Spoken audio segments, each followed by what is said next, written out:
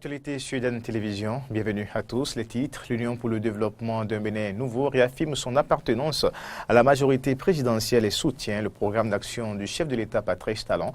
En congrès le week-end dernier, les militants du parti autour de leur leader Claudine Prudencio Afiavi, députée de la 6e circonscription électorale, ont pris plusieurs résolutions. Les détails à retrouver dans un instant. C'est lancé ce lundi 9 octobre 2017 la campagne électorale pour le compte des élections des recteurs et vice-recteurs à l'université d'Abomey-Calavi.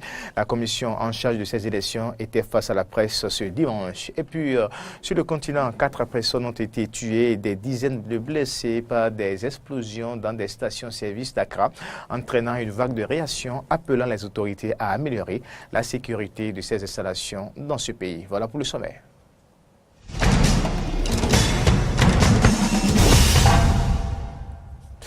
Encore une fois, bienvenue à toutes et à tous. L'honorable Claudine Prudencio et ses militants de l'UDBN étaient en congrès le week-end dernier à Godomé, le 3e congrès extraordinaire de l'Union pour le développement d'un Bénin nouveau. De grandes résolutions y ont été prises, telles l'appartenance de l'UDBN à la majorité présidentielle. Le parti soutient également le programme de développement du président Patrice Talon. Reportage. Pendant 2 jours, ces 6 et 7 octobre 2017, les membres du Parti de l'Union pour le développement d'un Bénin nouveau, UDBN, se sont réunis à l'ex-usine d'engrais de Dekongbe à Godomé pour la tenue du 3e congrès extraordinaire.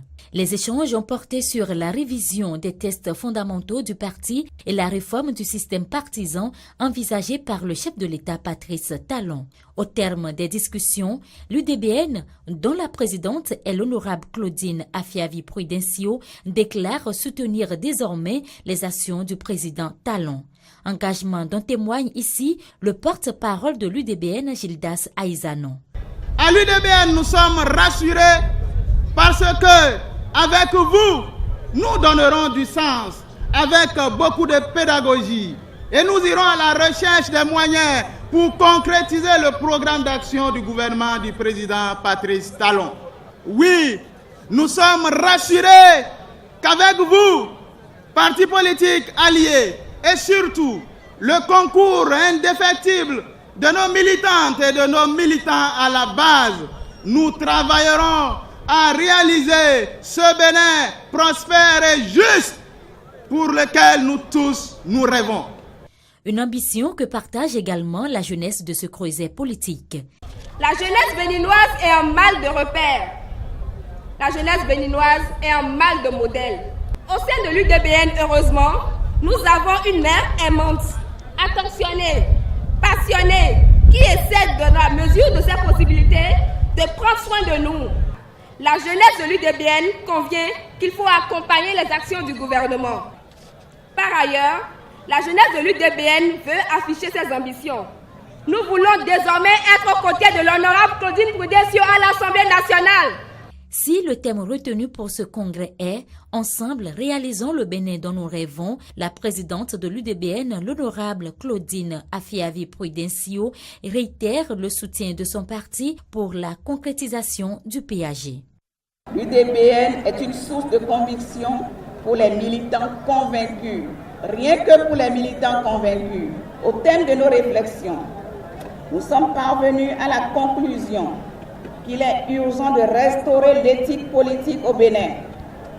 Si la politique est un instrument de construction de la cité, la défaillance de la conscience politique est désastreuse à divers niveaux. Convaincus d'un Bénin nouveau, notre idéal du présent et d'avenir nous engage. Il nous oriente résolument à soutenir le chef de l'État et son gouvernement pour la réussite du programme d'action 2016-2021. Notre mission est de porter le projet de développement du gouvernement auprès des populations et de répercuter en retour sur ce dernier les observations de nos compatriotes, militantes et militants. Ensemble, unissons-nous pour le développement d'un Bénin nouveau. Ensemble, réalisons le Bénin dont nous rêvons. Ensemble, donnons-nous la main pour la réalisation de notre commune aspiration. Sympathisantes et sympathisants de l'UDBN, les partis politiques alliés sont désormais outillés sur la vision de leur regroupement politique afin de vulgariser auprès de la population les œuvres du chef de l'État pour un développement durable de la nation. Écoutons maintenant les déclarations et impressions de quelques personnalités ayant pris part à ce congrès. Vous êtes bien placé pour savoir l'estime que vous porte le président Adrien Ngouidji et les responsables au plus haut niveau du PRD. Il ne fait l'ombre d'aucun doute que votre parti, l'UDPN, fait partie aujourd'hui des formations politiques avec lesquelles le PRD envisage très sérieusement de bâtir des projets communs dans le cadre des grands regroupements qu'appellent de leurs vœux nos compatriotes de plus en plus sensibles à l'exigence de la réforme du système partisan. Je vous réitère les convictions qui sont les nôtres au PRD et qui sont fondées sur l'avènement d'une classe politique plus responsable au cœur de l'action publique et surtout au service du développement de notre pays. C'est bien, c'est le congrès, et puis donc on est venu, ça s'est bien passé, et bien voilà, je dis félicitations à l'UDBN, félicitations à l'honorable, bien sûr que nous sommes venus soutenir. Au nom de tous les rois présents ici, et ceux qui sont encore en route, et ceux qui sont restés dans leur palais, je voudrais te dire, ma fille, avant que chaque roi ne sorte de son palais, il prie toujours, il consulte, il prie ensuite. On a tous prié pour toi avant d'arriver. Regarde le monde, regarde ceux qui t'entourent. Tu ne failliras jamais. Tu ne failliras jamais. Amen. Tu ne failliras jamais. Nous souhaitons, au nom de Dieu et des membres de nos ancêtres, que toutes tes aspirations soient comblées. On parle encore politique dans cette édition. Le Parti du Renouveau démocratique, lui aussi, était en activité ce week-end. Il s'agit de l'université de vacances du PRD. Le parti a dit qu'il soutient également les actions du développement du gouvernement. L'université de vacances précède le prochain congrès du PRD qui aura lieu en novembre. On parle aussi du parti Restaurer l'Espoir. Cette formation politique était en conseil national. Il a choisi de rejoindre les rangs de l'opposition. Candidat Zanaï, ancien ministre délégué auprès du président de la République chargé de la Défense, donne désormais aux Béninois rendez-vous en avril 2018 à l'heure du bilan des 2 premières années de la gouvernance. Talent au dernier conseil de Restaurer l'Espoir. On y a aussi procédé à l'exclusion du parti du député Patrice Nombimet. Je l'ai annoncé dans les titres 9 octobre, ce lundi 9 octobre 2017, c'est la date retenue pour le dépôt des dossiers et la campagne électorale entrant dans le cadre des 4e élections des recteurs et vice-recteurs de l'université d'Abomey-Calavi. L'annonce a été faite par la commission de supervision des 10 élections ce dimanche au cours d'une conférence de presse. Le point avec Aristide Setty et Damien Pedro. Et des vice-recteurs. La commission de supervision l'a fait savoir à travers une conférence de presse tenue dans la matinée de ce dimanche 8 octobre 2017. Plusieurs mesures sont déjà prises pour le respect de cette échéance prévue par un arrêté ministériel. Kossivi Ati-Clément, président de la dite commission, rassure. Dans le cadre des 4e élections du recteur et des vice-recteurs de l'université d'Abomey-Calavi, qui auront lieu le 30 octobre 2017, les enseignants du supérieur, candidats à ces différents postes, sont invités à déposer leur dossier de candidature à la commission de supervision des élections du recteur et des vice-recteurs de l'université d'Abomey-Calavi tous les jours ouvrables du lundi 9 au mardi 17 octobre, délai de rigueur de 9h à 18h30. Le président de la commission précise également la période des campagnes électorales. Nous précisons très bien que la campagne électorale se déroulera du 9 au 29 octobre à 10h, conformément à l'arrêté.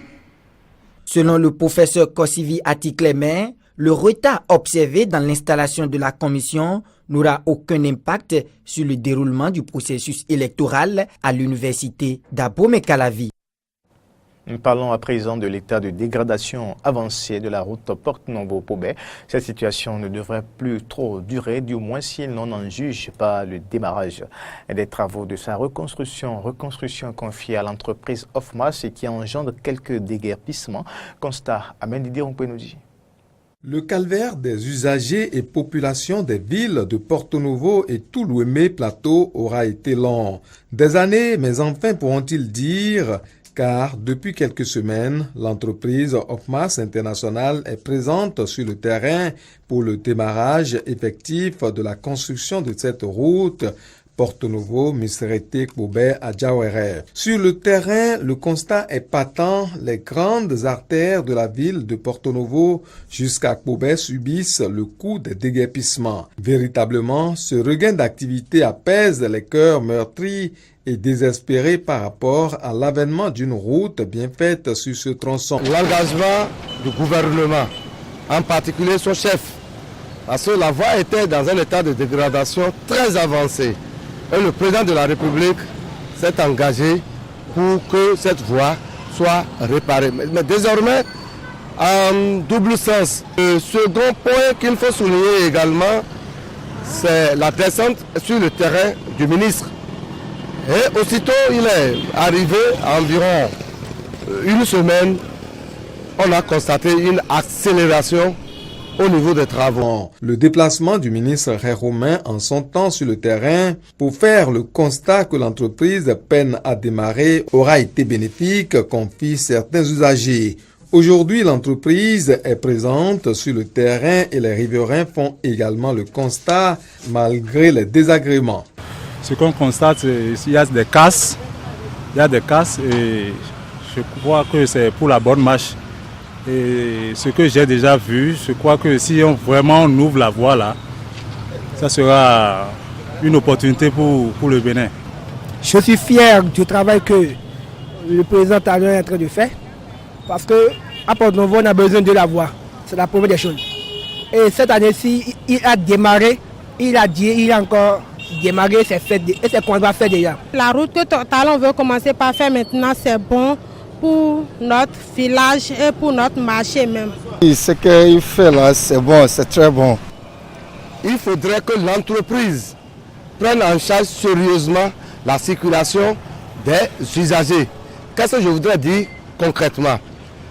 Les déviations, parce que présentement, on ne voit aucune déviation aménagée pour pouvoir permettre une bonne circulation. Il ne faudrait pas que la volonté du chef de l'État, qui veut doter les populations du Bénin d'infrastructures, soit encore source de difficultés, source de cauchemars. Avec ce démarrage, ceux-ci espèrent bien que les choses iront plus vite. Vraiment, c'est des difficultés pour venir, c'est un problème. Surtout quitter Wando pour ici, c'est un problème. Ça embête vraiment. Et si vous venez ici avec vos véhicules, vraiment, il faut regarder correctement la voie, sinon c'est les accidents un peu partout.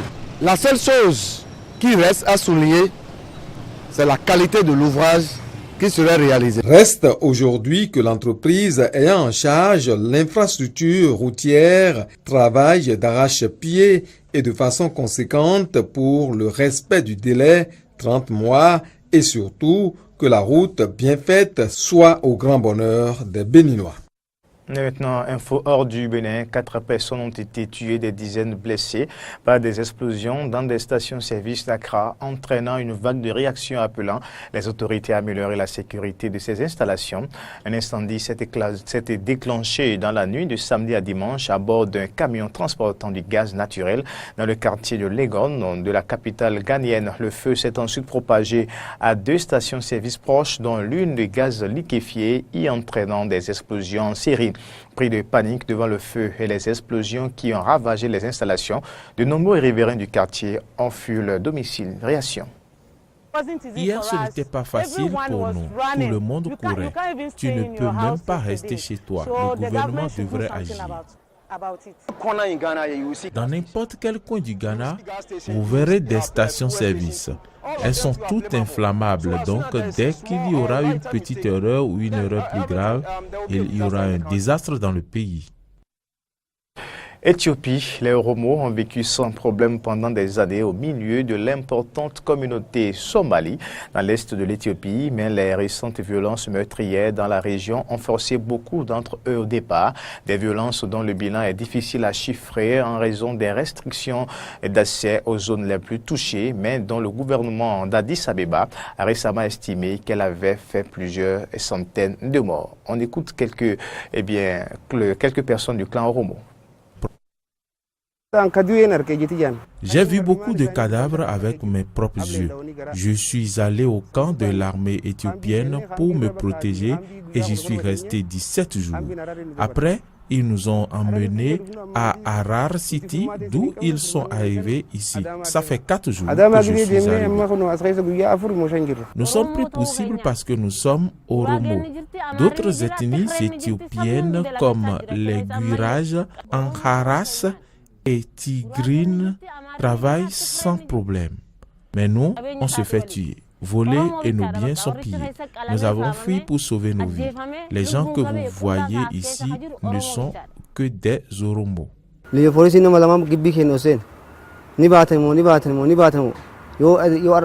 police somalienne Liu est venue chez moi pendant la nuit et m'a dit que si je ne partais pas le plus tôt possible, elle me tuerait, moi et ma famille.